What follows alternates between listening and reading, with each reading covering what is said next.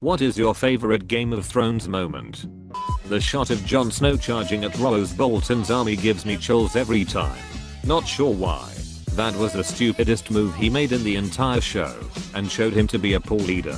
He let his emotions lead him into the most obvious trap ever set. Without the rescue by his sister he would have probably did cause a mass needless slaughter of his army. Not to defend it, but he was pretty much doomed the second he rode out to try save Rickon. As he starts the charge of Olia Varro's come down where he just was, so he would have died if he hadn't rode forward. He didn't really have a choice but to try save Rickon.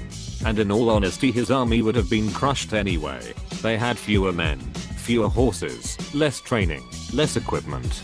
They were outmanned and outgunned. Never stood a chance.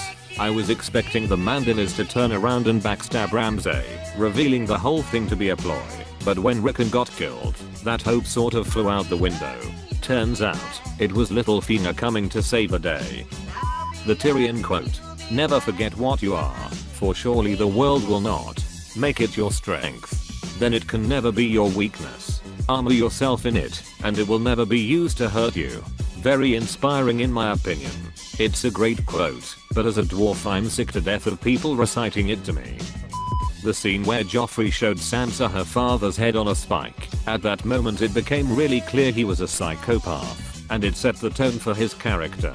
That was when it became clear to you he was a psychopath. Quite easy before that to see him as a very unlikable brat. Him sicking the hound on a child for execution is an unlikable brat to you? The entire scene where Sansa watches Ramsay get eaten.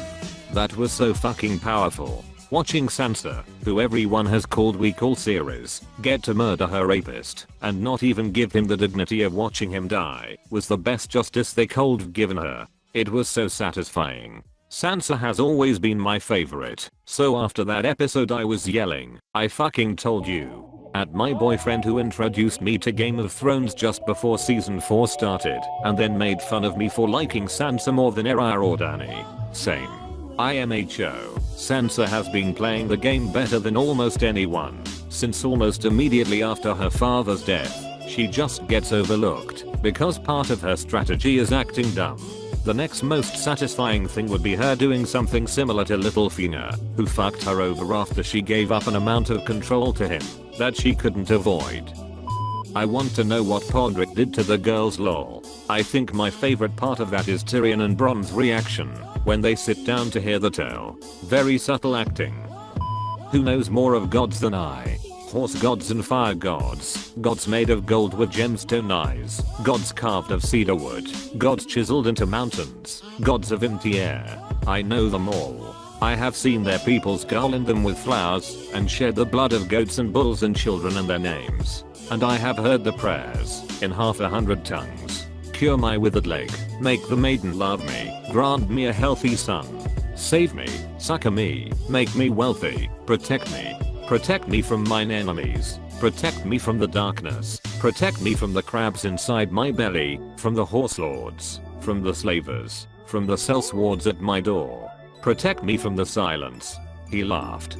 Godless? Why, Aaron, I'm the godliest man ever to raise sail. You serve one god, Dampher, but I have served 10,000.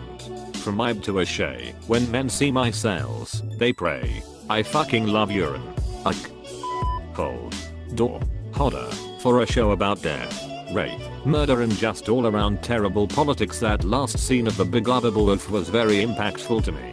Something about it was actually heartbreaking at the same time as being revelating, and it's the first death of the show I actually mourn and didn't really see coming until it was just about starting. Most of the other deaths of notable characters did decent foreshadowing, or were deserved for quite some time, but this scene hit a note for me. Hodder and Giant Bro 1-1 were the only deaths that I was genuinely sad that they died. The White Walker battle a couple seasons ago, especially at the end, when the Night King raises his hands and the entire corpse-ridden battlefield rises from the dead O_O.